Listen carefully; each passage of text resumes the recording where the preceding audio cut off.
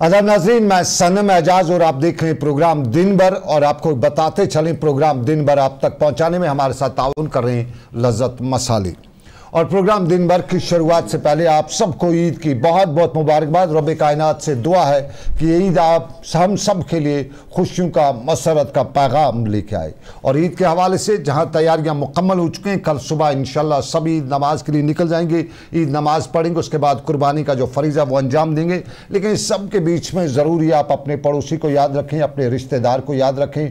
और आज की दुनिया जो डिजिटल दुनिया, इस दुनिया से थोड़ा सा निकल के फिज़िकल अपीयरेंस प्रेजेंस भी दें और आप अपने दोस्तों अहबाब को मिलें। और साथ साथ में अगर आप किसी को व्हाट्सएप या मैसेज के ज़रिए ईद का पैगाम दे रहे हैं तो ज़रूर है साथ में लिखें कि कौन है। यूजुअली कॉपी पेस्ट करके फॉरवर्ड जो मैसेज की जाती है उसमें कभी कभी हालात या यूँ कहें वो इधर से उधर भी हो ही जाता है, तो थोड़ा सा वो भी ख्याल रखें। लेकिन इस ईद पे लोगों की जेब खाली थी, लेकिन जेब के साथ साथ जिस पे हमें अफसोस भी है, बहुत से लोग अफसोस का इज़हार करते हैं, लेकिन आज खुशी का दिन भी था जम्मू कश्मीर के हवाले से। और इस हवाले से आज वज़ीर-ए-आज़म ने जम्मू कश्मीर में रेल का इफ्ताह भी किया, उस पर आएंगे हम, वो रेल के बड़ा मामला उस पर आएंगे। लेकिन उससे पहले कल जो ईद मनाने जा रहे हैं उसके हवाले से लोगों की जेब में पैसा नहीं, अक्सर लोगों की ये शिकायत भी है, लोगों का गिला भी है और लोगों की मजबूरी भी अक्सर ने बताया। लेकिन इस सब के बीच में जम्मू कश्मीर बैंक पिछले 3 महीने से लगातार मुलाजमीन के अकाउंट से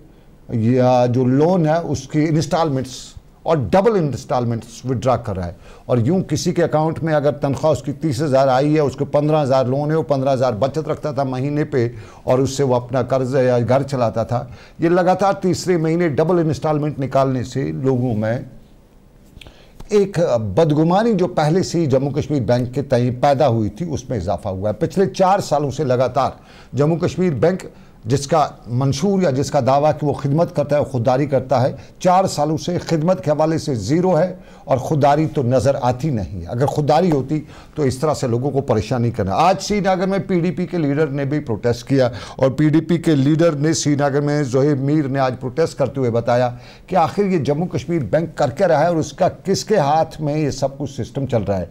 फैसल हमारे साथी हैं, वो इस सारे मामले पर नज़र रखे हुए थे। सीधा फैसल के पास चलेंगे, जानेंगे फैसल से कि ये क्या मामला है। पीडीपी के लोगों ने प्रोटेस्ट तो किया, लेकिन जम्मू कश्मीर बैंक ये कर क्या रहा है? क्या वहाँ पे कोई कंट्रोलिंग अथॉरिटी है या वहाँ पे भी यही है कि ज़रा फैसल बताइएगा, बहुत बहुत शुक्रिया, बताइएगा कि ये जो ईद पे जम्मू कश्मीर बैंक ने जो डबल विड्रॉल्स की है लोन इंस्टॉलमेंट्स की, लोगों में क्या इसका रद्द अमल है? क्या बैंक का ख़जाना खाली है और बैंक इसलिए लोग कहते हैं कि पैसे जमा कर रहा है? देखिए, सबसे पहले कुछ जो इम्पोर्टेंट जराया या जो खास जराया है उनसे ये क्लियरली मालूम हो रहा है कि जम्मू कश्मीर बैंक है वो खाली है, उसमें पैसा नहीं है, इसलिए जो है इस तरीके से डबल EMI जो है काटे जा रहे हैं। अब जिस प्रोटेस्ट की आपने बात की तो आपको याद होगा कि पिछले कई महीनों से ये शिकायतें मुलाजिमों की तरफ से मौसूल हो रही है कि जिन्होंने लोन निकाले थे उनके डबल EMI जो है काटे जा रहे हैं। हालांकि एक मंथ एक तो वो एक अपनी डेट पे जो है अपना EMI जो है अपनी जिम्मेदारी के मुताबिक जो है अदा करते थे, लेकिन जैसे ही फिर ये महीना खत्म होने को आता तो जो ये कुछ मुलाजिम आज ये भी शिकायत कर रहे हैं कि 7 दिनों में 2 जो इंस्टॉलमेंट है वो काटे जा रहे हैं। और आपको याद होगा कि हमेशा से जब से जम्मू कश्मीर बना है, जम्मू कश्मीर का जो बैंक है ये बना है, तब से लोग यही समझते थे या लोगों को ये एहसास दिलाया जा रहा था कि जम्मू कश्मीर का बैंक जो ये अपना बैंक है, ये जम्मू कश्मीर के लोगों का बैंक है। लेकिन जो पिछले कई सालों से जो जम्मू कश्मीर के बैंक का जो रवैया है वो कहीं ना कहीं अपनों जैसा इस वक्त नहीं देखा जा रहा है। इसी तरीके से ईद के माहौल में कई डिस्ट्रेस कॉल्स हमें भी मिली आज जिन्होंने ये प्रोटेस्ट किया था, इनको भी मुख्तलिफ लोगों ने, मुख्तलिफ मुलाजिमों ने कॉल करके बोला था कि हमारे पास अब ईद करने के लिए कोई पैसा नहीं है, हमने अपने मुताबिक हमारी तनख्वाह थी उसमें से हम लोन का इंस्टॉलमेंट भरते थे, लेकिन जो कुछ हमने ईद के लिए बचा के रखा था अब वो भी हमारे अकाउंट से जो है काटा गया, लोन्स में जो है वो उसकी भरपाई की गई। लेकिन यहाँ पर जम्मू कश्मीर के जो बैंक है उसकी तरफ से कोई क्लियरेंस इसको लेकर नहीं आई है, ना ही कोई स्टेटमेंट उनकी तरफ से आया है। जबकि आपको याद होगा जब पहली बार इस तरीके से डबल EMI काटे गए थे, उसके बाद यह कि ट्रेड बॉडीज है उन्होंने काफी ज्यादा नाराजगी जताई थी, लोगों ने नाराजगी जताई थी या सियासी जो लीडर ने उन्होंने नाराजगी जताई थी। उसके बाद एक अपोलोजाइज स्टेटमेंट जो है जम्मू कश्मीर बैंक की तरफ से इशू भी हुआ था। लेकिन फिलहाल आज तीसरे महीने भी ये लगातार हुआ है कि दो EMI जो है वो काटे जा रहे हैं, लेकिन फिलहाल जो जम्मू कश्मीर बैंक है उसकी तरफ से कोई रद्द-ए-अमल अभी तक नहीं सामने आया है। लेकिन आपको याद होगा कि कल मुलाजिम कुछ तंजीमें हैं उनकी तरफ से भी एहतजाज किए गए और सरकार से इल्तिजा की गई कि हमारे जितने भी अकाउंट्स मुलाजिमों के जेके बैंक में है उनको आप बाकी बैंक्स में ट्रांसफर कीजिए, क्योंकि अब हम पूरी तरीके से फेड अप हो चुके हैं इस जम्मू कश्मीर बैंक से। क्योंकि जिस मकसद से या जिस अपनेपन से हम इस जम्मू कश्मीर बैंक के साथ बिजनेस करते थे, अकाउंट खोलते थे, वो अपनापन अब कहीं ना कहीं नजर नहीं आ रहा। क्योंकि जिस तरीके से लगातार एक तो EMI काटे जा रहे हैं, उसके साथ साथ कुछ ऐसे भी बिजनेसमैन हैं, हालांकि उन्होंने अपनी प्रॉपर्टीज मॉर्टगेज रखी थी, लेकिन अपने लोन जो है इंस्टॉलमेंट भरने के लिए उन्होंने टाइम मांगा था। करीबन 20,000 ऐसे बिजनेसमैन जम्मू कश्मीर के हैं जिन्होंने जम्मू कश्मीर बैंक से लोन लिया था, लेकिन जब यहाँ हालात खराब हो, चाहे वो 2016 की बात हो, 2019 की बात हो, कोविड-19 की बात हो, तो उनका जो बिजनेस है वो कहीं ना कहीं डाउन हो गया। वो अपने जो EMI है वो टाइम पे नहीं भर सके। अब वो ये डिमांड कर रहे कि हम EMI भरना चाहते हैं लेकिन हमें टाइम दीजिए। लेकिन बजाय टाइम के उनके जो प्रॉपर्टीज है उसको कैप्चर किया जा रहा है, उनको घरों से निकाला जा रहा है, उनको लगातार ये बताया जा रहा है कि आपने जो भी प्रॉपर्टी आपने मॉर्टगेज रखी है वो आप हमारे हवाले कीजिए, क्योंकि आपको टाइम नहीं दिया जा रहा है। तो कहीं ना कहीं ऐसी चीजों से एक तो जो है टाइम नहीं दिया जा रहा है बिजनेसमैन को, उसके साथ जिन्होंने लोन निकाला है उनके जो डबल EMI जो काटे जा रहे हैं। उसके बाद जो अगर बाकी सर्विसेज की बात करें वो वक्त पे जो है मैसर नहीं होती, तो कहीं ना कहीं आहिस्ता आहिस्ता जो है जम्मू कश्मीर बैंक जो है उस पे जो जम्मू कश्मीर के लोगों का जो एतमाद है वो खत्म होता हुआ नजर आ रहा है। और उसके साथ साथ जो जम्मू कश्मीर के जो लोग समझते थे कि ये जो बैंक है ये अपना बैंक है, वो अपनापन भी कहीं ना कहीं अब खत्म होता हुआ नजर आ रहा है। फैसल, बहुत बहुत शुक्रिया। जम्मू कश्मीर बैंक अपना बैंक, खिदमत से खुददारी की जहाँ बात करते हैं, आपको थोड़ा सा बताते चले पिछले 2-3 सालों से जो इसको नेशनलाइज करने की कोशिश की गई और जो इसमें जो बॉसेस हैं उनको बाहर से इंपोर्ट जो यहाँ पे किया गया, तो इस बैंक ने वही रोल अदा किया जो करते रहते हैं और कर रहा भी है। इस वक्त भी जम्मू कश्मीर बैंक में जब मुश्किलात में कश्मीर हुआ करता था, जम्मू कश्मीर बैंक आवाम के लिए बाहर आ जाता था, खिदमत अपनी देता था और एज ए लोकल बैंक हर तरह से मदद करता था। लेकिन 2-4 सालों से जम्मू कश्मीर बैंक में जो इंपोर्टेड बॉसेस लाए गए, तो उन इंपोर्टेड बॉस ने सारा कुछ इंपोर्ट ही यहाँ पे कर दिया। और यूं आज भी हमारे यहाँ जो जम्मू कश्मीर बैंक के बॉस हैं वो किसी और रियासत से, उनको न कश्मीर की कल्चर का पता है, न कश्मीरी की नेचर का पता है, न कश्मीर के बैंकिंग सेक्टर का मालूम है। वो आए और वहाँ से हुक्मनामे जारी कर दिए और पिछले 3 महीनों से लगातार हर महीने डबल इंस्टॉलमेंट एज पर, ना ये RBI की गाइडलाइंस है ना ये कुछ और है। और अचानक जम्मू कश्मीर बैंक अपने मुलाजमीन की काट पैसा उनके बैंक से ट्रांजैक्शन से कर देता है और फिर आम आदमी कहाँ जाए, ये बहुत परेशानी का मामला है। और इसमें एतमाद की कमी तो थी ही, और ज़्यादा एतमाद जो है वो कम हो रहा है।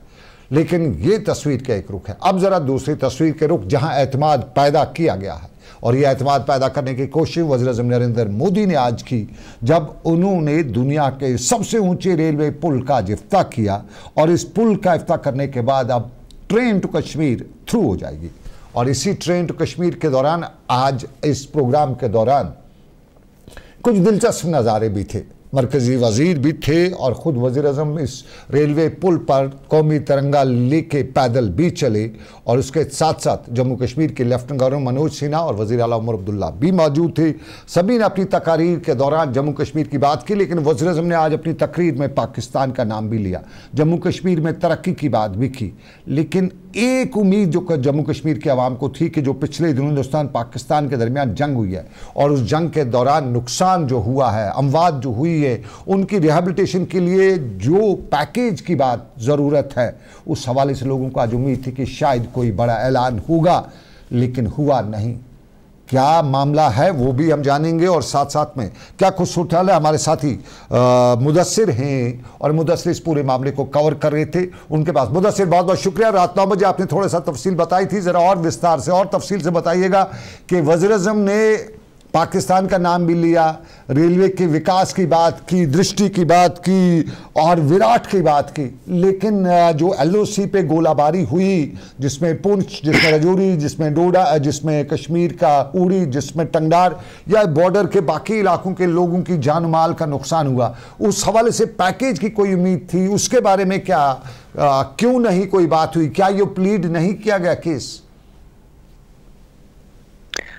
जी सनम, जहां पिछले दिनों हालात बॉर्डर के इस पार और उस पार देखने को मिले, जिसमें अगर हम अपने मुल्क की बात करेंगे तो उस ऑपरेशन को ऑपरेशन सिंदूर के नाम से चलाया गया, जिसमें यह बताया गया कि जो दुश्मन के ठिकाने हैं, जिन्होंने यहाँ पर अमन को बिगाड़ने की कोशिश की, उन ठिकानों को तबाह किया गया। लेकिन इस बीच जब वहां से रिहायशी इलाकों में गोलाबारी हुई, जिसकी वजह से लोग जो है वो परेशान भी हुए, लोगों के घर तबाह हो गए, लोगों की जानें चली गई, तो इसमें पिछले दिनों आपको याद होगा कि जो वज़ीर दाखिला अमित शाह है, उन्होंने दौरा भी किया था, तो किसी हद तक ये बताया गया कि उनको रिहेबिलिटेट किया जाएगा और साथ ही साथ में उनको नौकरियां भी फराहम की जाएगी, जिसमें अभी तक कोई ऐसा हमें कोई रिपोर्ट नहीं आई। हालांकि कुछ हद तक उन्होंने कुछ घरों को जो है नौकरियां जो है वो बताया गया कि ये उनको अपॉइंटमेंट लेटर्स है, वो क्या है वो उसका खुलासा भी नहीं किया गया। तो जहां आज इस बात की उम्मीद थी इस पीर पंचाल के लोगों को कि शायद जो उन्हें गोलाबारी से नुकसान होता है, अक्सर वो पीछे जाते हैं वो लोग, क्योंकि बॉर्डर के बिल्कुल करीब रहते हैं, तो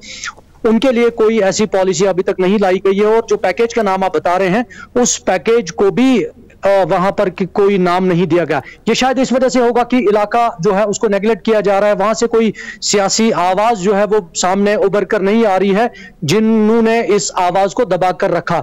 आप देखिए, जब डिलिमिटेशन हुई तो आधा पुंछ रजौरी और आधा अनंतनाग कहां साउथ कश्मीर, तो आवाज आएगी तो आएगी कहां से, कितनी आवाजें आएंगी? ये एक वक्त होता था जब पुंछ रजौरी एक कॉन्स्टिट्यूंसी हुआ करती थी और अनंतनाग साउथ कश्मीर की एक कॉन्स्टिट्यूंसी हुआ करती थी, तो उस वजह से भी इस आवाज में बहुत ज्यादा फर्क जो है वो पड़ा है।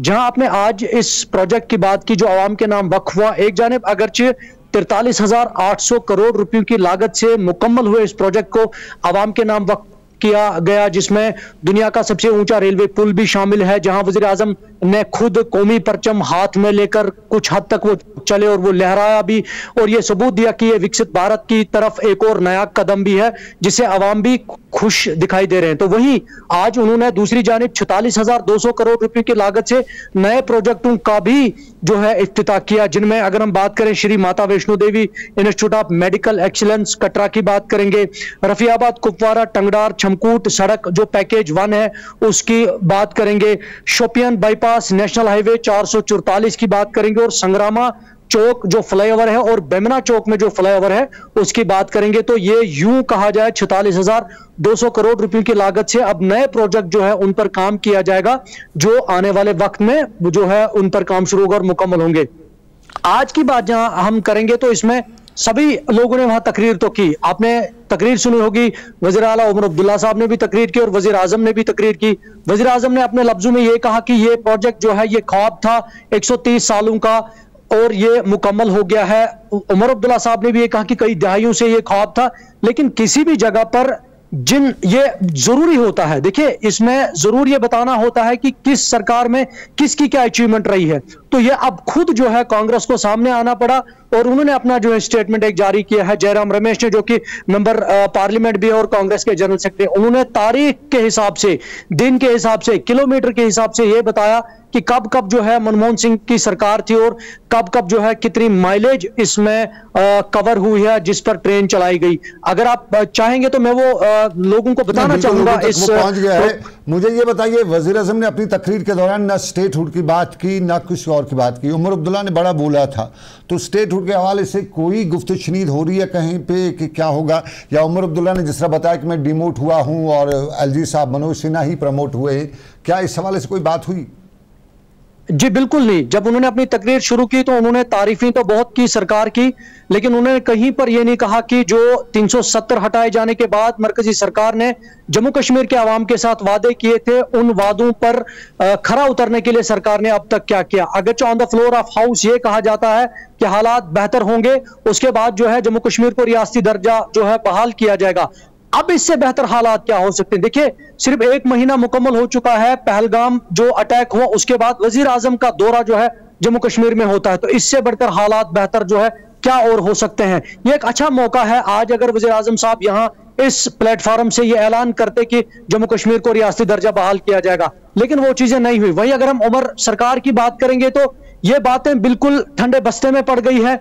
जो सरकार में इस वक्त मंत्री लोग बैठे हैं, लोगों की रसाई उन तक भी आज नहीं है। एक वक्त यह था कि जब उन्होंने सितंबर अक्टूबर में उन्होंने सितंबर अक्टूबर में यह वादा किया था कि आज लेफ्टिनेंट गवर्नर तक का जो दफ्तर है वहां तक रसाई नहीं है, लेकिन आज वो खुद क्या कर रहे हैं? आज उनकी खुद की सरकार कहां उन्होंने जो वादे किए थे, जो लोग कह रहे हैं, ये हम खुद नहीं कह रहे हैं, ये लोग कह रहे हैं कि उन्होंने जो वादे किए थे वो वादे आज कहां गए हैं। तो सारी चीजें जो है कुल मिलाकर ठंडे बस्ते में है और आवाम का हाल जो है जम्मू कश्मीर में वो जू का तू है। बहुत बहुत शुक्रिया मुदस्सिर साहब। मुदस्सिर, आपने बड़ी बात कह दी कि सरकार के जो अकाउंट, ये जो लोग हैं, ये भी जो सरकार के वजीर हैं, ये भी लोगों की पहुंच में नहीं है, लेकिन करेंगे क्या? 10 बार फ़ोन आते हैं, हमारे बंद दे दो, हमारा ये दे दो, लोग अपनी उम्मीदें लेके आते हैं, लेकिन इनके पास है कुछ नहीं। तो बेटर है ना कि मिले ही नहीं। अब झूठे वादे तो कर नहीं सकते हैं सबसे सर। लेकिन ज़रा सुनिएगा वज़ीर आज़म नरेंद्र मोदी ने अपनी तकरीर में क्या कहा, वो भी सुनिएगा। साथियों, आज का ये कार्यक्रम भारत की एकता और भारत की इच्छा शक्ति का विराट उत्सव है।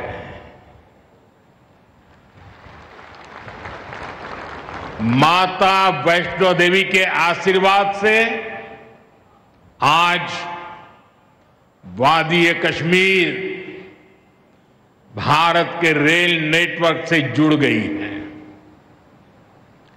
मां भारती का वर्णन करते हुए हम श्रद्धा भाव से कहते आए हैं, कश्मीर से कन्याकुमारी, ये अब रेलवे नेटवर्क के लिए भी हकीकत बन गया है। उधमपुर, श्रीनगर, बारामूला, ये रेल लाइन प्रोजेक्ट ये सिर्फ नाम नहीं है, ये जम्मू कश्मीर के नए सामर्थ्य की पहचान है।